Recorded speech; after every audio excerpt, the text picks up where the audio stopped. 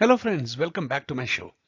This is the third part of the series on the anatomy of a toolkit, and it will take us from theory to recognizing a toolkit job. The subtitle of this video is Slaying the Black Demon, and we shall see its historical significance shortly. As usual, first a disclaimer and then a claimer. If you wish to read, please stop the video and read it slowly. Or else simply trust me and continue watching. Let us first recall what we learned in part 1 of the Anatomy of Toolkit series.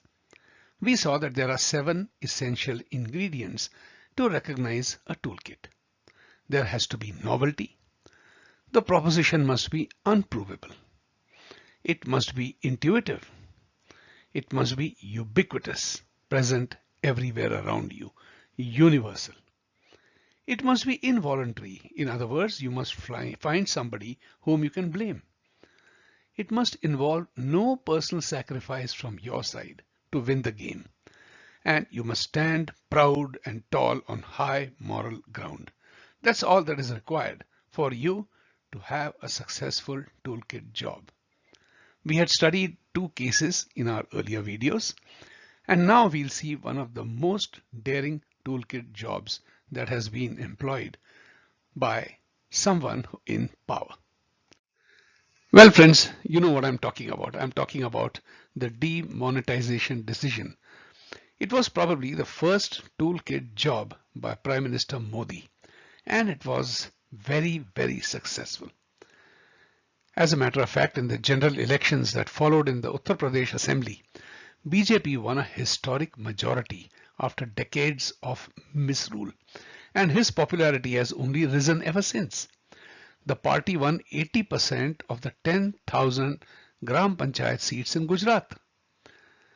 Traders, some of whom were up in arms against him and were affected by demonetization, were far fewer than the numbers of economically weaker section people who benefited from the state. And they considered this move to be one which made the economy more inclusive and a poverty reducing measure.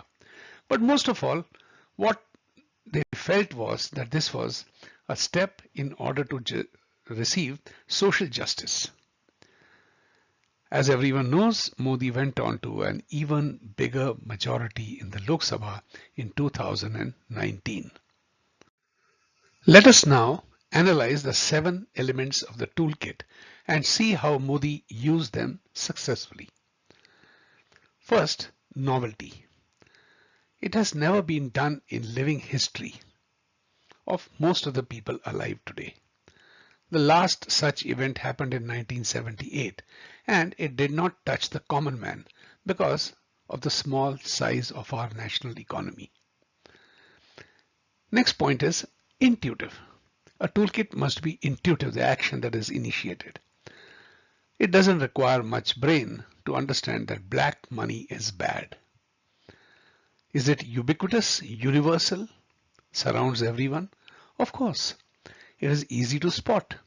In your day-to-day affairs, you know how black money is generated. But nobody knows or has the courage to address that, and that is exactly what this toolkit intended to do. The next point is it should be unprovable. You should not be able to get a yes or no answer out of the action taken. As you know, analysis of economic impacts takes a few years for the numbers to come in. Economists and intellectuals will debate it on TV shows for hours, but the results, good or bad, are still a few years away. And by then, Modi would have moved on to yet another toolkit. Now we come to the next point, involuntary. Well, the public at large had nothing to do. They just had to sit back and watch the show. To be a patriot, you did not have to do anything. No street protests, no violence like the Russian Revolution or the French Revolution. All you had to do was watch the news every day and maybe spend a few hours in the queue to get your money changed. But then again, changing that money to new currency was not a daily chore.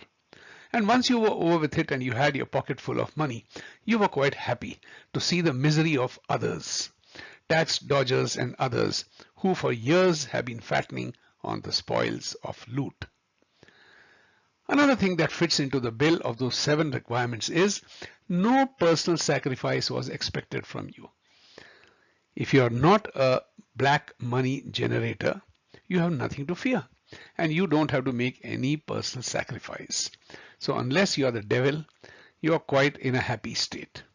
And finally, it must have a moral high ground. It gives people the moral high ground because it is seen, or it seems to be seen, that honesty wins and that corrupt people are losing. If you are crying, it only means you are corrupt and you stole the money. If you are smiling while watching others cry, you are on a very high moral ground. So how much did Modi score? He gets a 7 out of 7, the perfect score. And that's why he won elections after elections. I'll just summarize what we saw here. We saw a historical, practical example of how a toolkit can be used and how getting a 7 out of 7 is your passport to success. Please review parts 1 and 2 in case you want to review your understanding of the toolkit. Now you should be able to recognize a toolkit job anywhere across the world. And what is important to note that after watching this video, it is not just the street protesters or the rebels who can use the toolkit.